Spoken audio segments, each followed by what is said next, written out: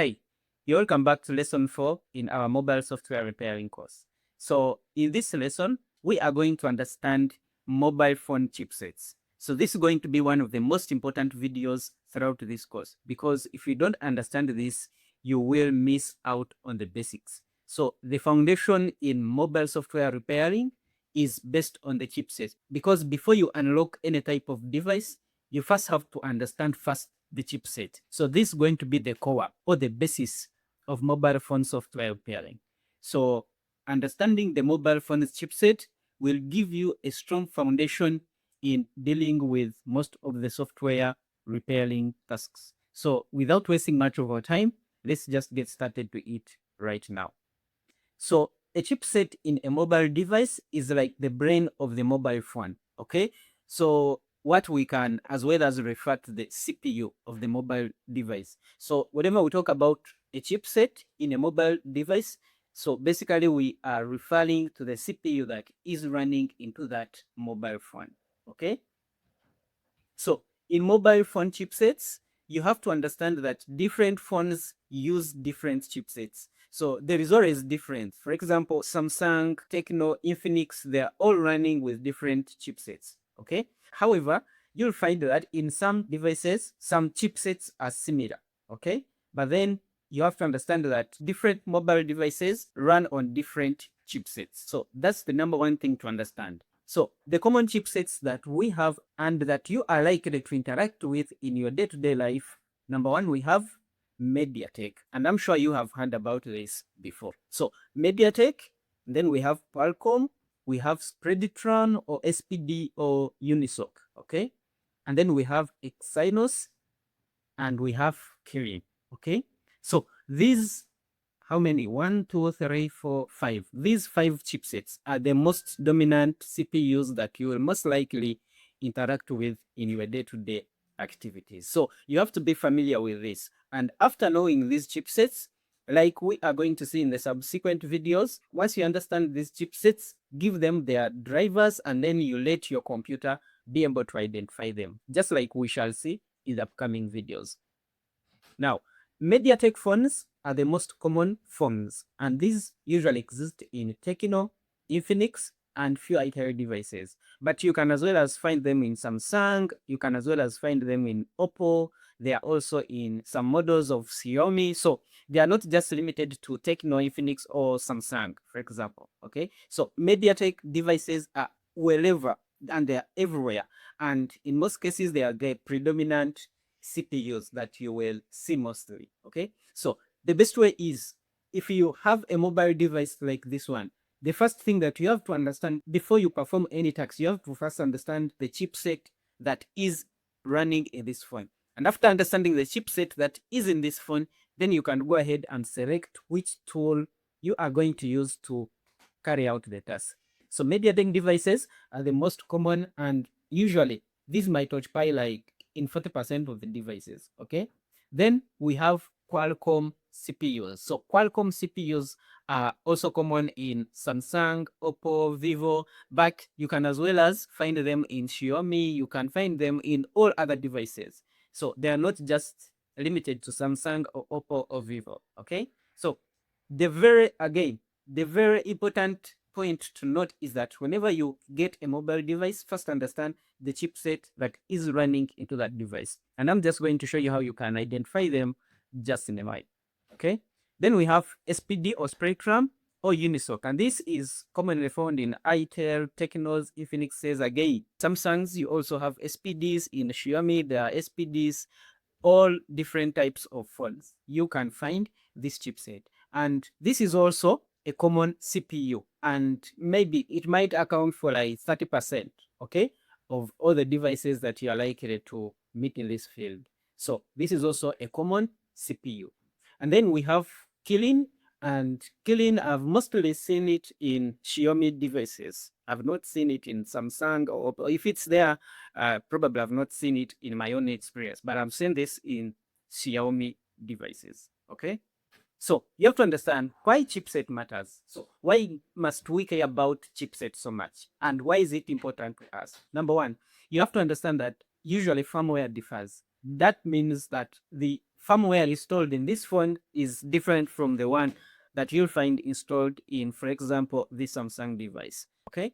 Then you have to understand that drivers also differ. So if, for example, you are going to work on this phone, but you don't have its drivers installed in your computer, you will definitely not get the results. So, or else you won't get the connection between this device to your computer. So you have to understand that all CPUs have their compatible drivers that you have to install first in your computer so that the connection can be established. Okay.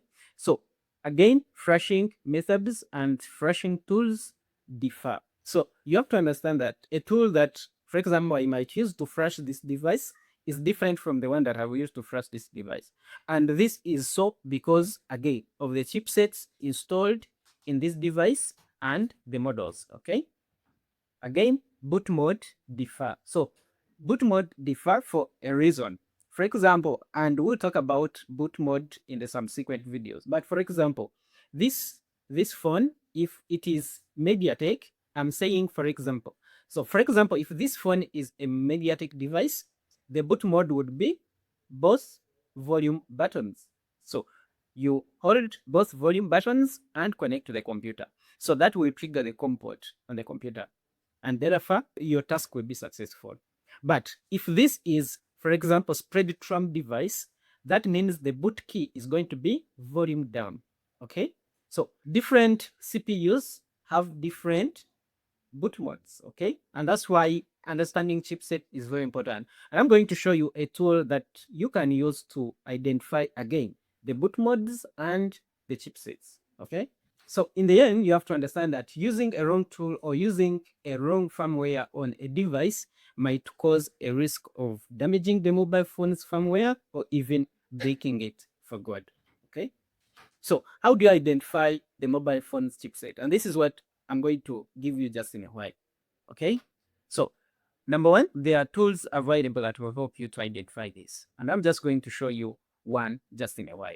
Okay, if I close this, and for example, if I want to identify the chipset that is running in this mobile device, this is what I'm going to do. Okay, number one, you head over to your computer and search for this device manager. Okay, this one right here. Now, a device manager is a built-in computer program that detects all ports connected to the computer. Okay, so this is my USB cable. So if I want to use this device manager to identify this mobile phone's chipset, I will, number one, hold both volume buttons and connect to the computer. And once it's connected, you will see this refreshing. Okay, so once it refresh, just count to again. If I disconnect, you can see it refreshing. Okay, so that's how you know if any device is being connected to the computer. Now come to this, to the ports, and enlarge it. Okay, so that you can see any device connected. So now hold volume up, volume down, and connect to the computer.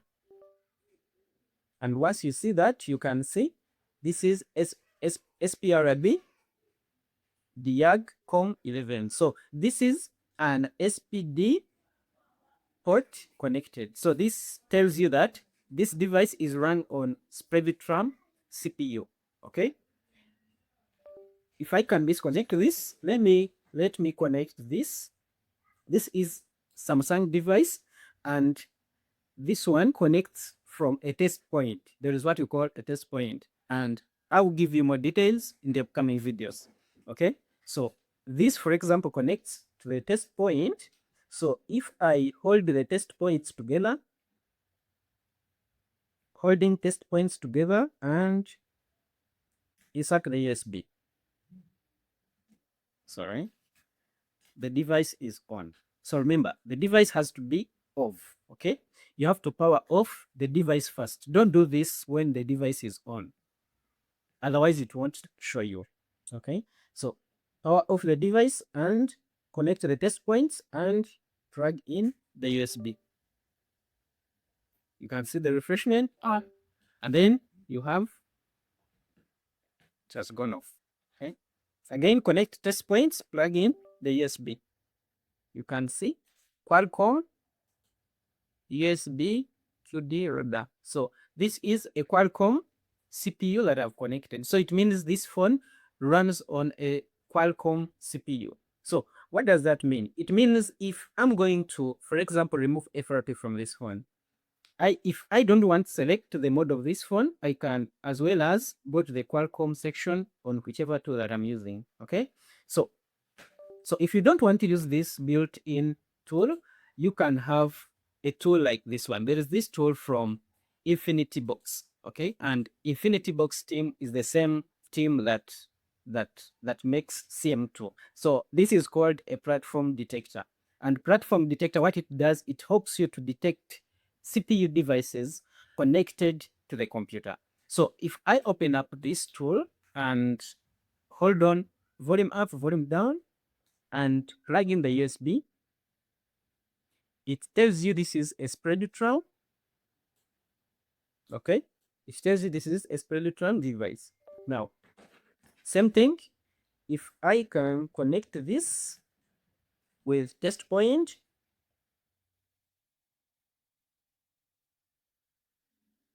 so I hold on the test point, plug in the USB, you can see, tells you this is a Qualcomm